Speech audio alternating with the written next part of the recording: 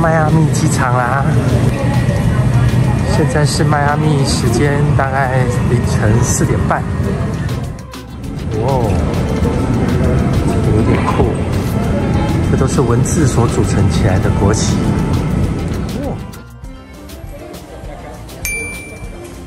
The train is approaching. Please give way to disembarking passengers. El tren está llegando. Por favor, esperen el paso a los clientes. 哇，这就是我们这几天的车。哇，还蛮新的，很亮。现在迈阿密6点10分，我们现在要朝国家公园出发了。比斯坎国家公园距离佛罗里达州迈阿密市中心仅有1个多小时的车程，但这里早晨的湿气重，开车时造成的雾气让人觉得有点困扰。而这个感觉像是远离世俗尘嚣的比斯坎国家公园，也是我们国家公园之行的第31站。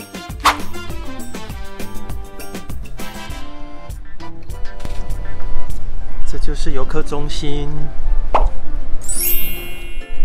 等一下坐船要在这里的2楼报到。我们到比斯坎国家公园了，游客中心还没开，因为我们有预约9点半的船。这边有一个木栈板的步道可以走，我们就先来走走看。啊，这里很漂亮哎，就是海水很平静。都是红树林哎，岸边都是红树林。看，里面好多水笔仔哦！我在台南还没看到这么多哎，竟然在比斯坎国家公园看到这么多水笔仔。哇，在步道上遇到一只蜥蜴。你跑得好快哦！我们现在走到这边有另外一个木栈道，它是直接往海里面去了。我们往前走走看，然后现在太阳刚出来。这里的海水清澈见底，你看这边的海水很浅啊，是浅水滩，大船没有办法进来，所以才会这么风平浪静。啊，这边的海水清澈见底，这个岸边就是一整片的红树林。很清澈、很清澈的海水，好漂亮啊！这个栈道走到这里，然后已经到海边了。哇，有船，有船！哇，他们要去钓鱼哎！比斯坎国家公园啊，就是在保护这些水下生物跟岸边的红树林的。是全美国最大的珊瑚礁生长的区域。走到这边就是这条步道的尽头，然后现在应该是涨潮，所以这条步道通到那个小岛的这个步道就已经被海水淹没了。你看，在这条步道上有只大鹈鹕站在那里，它要去抓鱼，准备要抓鱼。它后面啊，好多水鸟哦，还有海鸥也是停在这条那个步道上。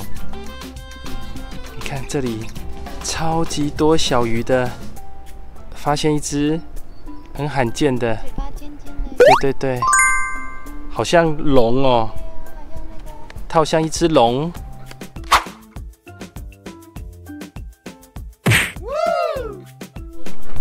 我们要登船啦，然后今天还有一只狗狗跟我们一起坐船哦。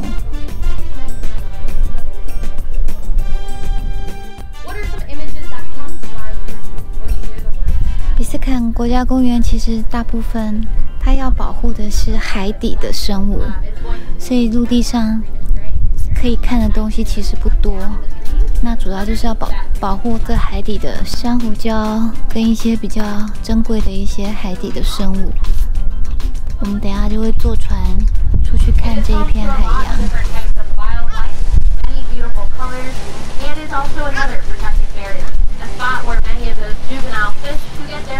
警察，这是国家公园的警察。比斯坎国家公园成立的目的是要保护比斯坎海湾里的海洋生态。海湾里风平浪静，因为水浅，只有游艇或平底船才能航行在这一个海域上。这里也是美国最大的珊瑚礁生长地。比斯坎国家公园其实是一个岛链，种种得天独厚的条件，使得这里成为浮潜与潜水者的天堂。若要登上岛屿参观，只能透过私人或特许的船只到达。只是当船只加速前进时，船头的水花四溅，几乎全身从头到脚都湿了，这是完全没有预想到的情况。这次我们参加的是全程3个半小时的比斯坎群岛历史巡游，船行沿途会经过亚当斯礁岛，这里以拥有原始纯净的海滩而闻名。接下来会经过艾略特礁岛，这里则是设有全公园唯一的健行步道。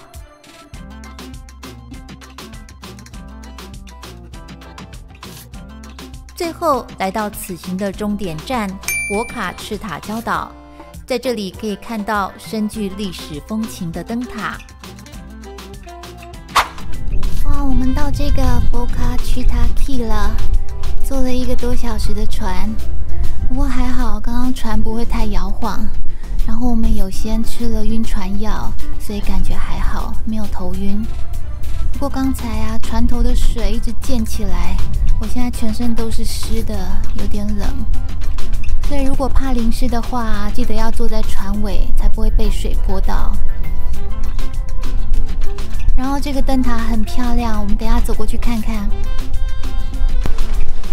哇，我们追灯塔追到迈阿密来啦，超幸运的。本来以为这个灯塔在整修，结果竟然没有围起来，就钉几块木板而已，超幸运，很好。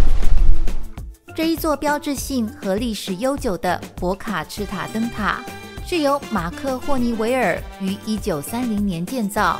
从这一座高65英尺的灯塔观景台，可以欣赏到迈阿密天际线的壮丽景色。而博卡赤塔礁岛也是比斯坎国家公园内访问量最大的岛屿。这边还有一个炮台，哇，这个炮台也是很有历史啊。我们现在在另外一侧的沙滩，看到很漂亮的颜色，是浅绿色的。这就是迈阿密的沙滩。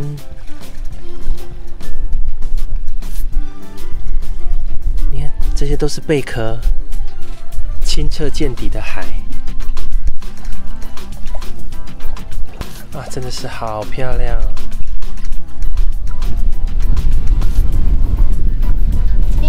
中间也是有红树林，刚刚我们沿路看到一大片的红树林，这边就是靠它们也挡下了一些飓风啊什么的，所以就说它保护了植物、生物、动物还有人类。比斯坎国家公园这一座先进水域，占地700平方公里。其中95%都是动人的水底世界。翡翠般的海岛上生存着天然的珊瑚礁，这些都使得比斯坎国家公园散发出吸引人的无穷魅力。